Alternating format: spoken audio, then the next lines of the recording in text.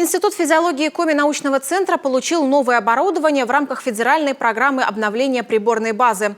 Конкуренция среди ведущих научных центров страны в этом направлении серьезная. Еще и критерии отбора солидные, высокая научная результативность и важность направлений научной деятельности.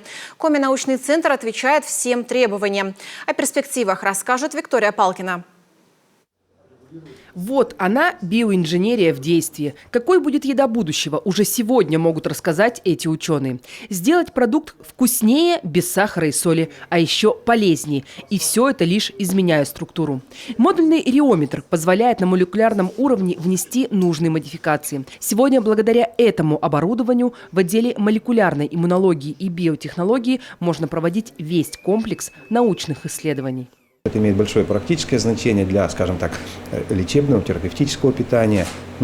Знаете, контроль массы тела – это в нынешних условиях гиподинамии очень важный момент. Вот эти работы имеют такой, кроме очень приличного фундаментального составляющего, очень много публикаций в отделе высочайшего научного уровня.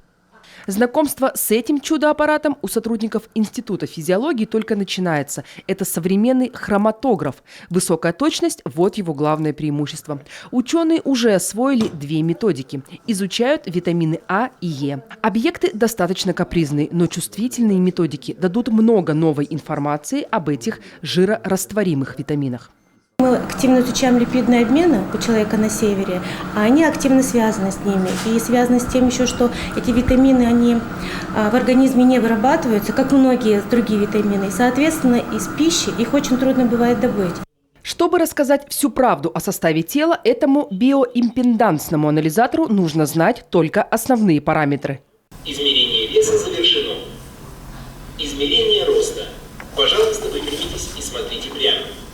Этот аппарат станет незаменимым в работе со спортсменами Коми. Уже давно физиологи сотрудничают с лыжной сборной региона. Теперь на оценку физиологического состояния будет уходить гораздо меньше времени, и данные будут точнее. В общем, вся новая техника – это качественный скачок вперед.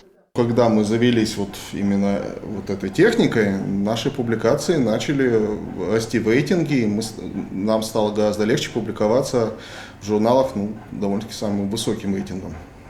Без этого оборудования теоретические выкладки мы, конечно, можем дать, но ничего практического, фундаментального не сможем.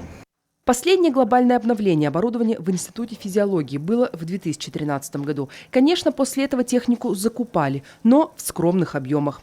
Первая партия оборудования в рамках федеральной программы обновления приборной базы уже открыла для наших ученых другие горизонты. До 2024 года здесь ждут еще 5 современных аппаратов. Виктория Палкина, Алексей Паршуков, телеканал Юрган.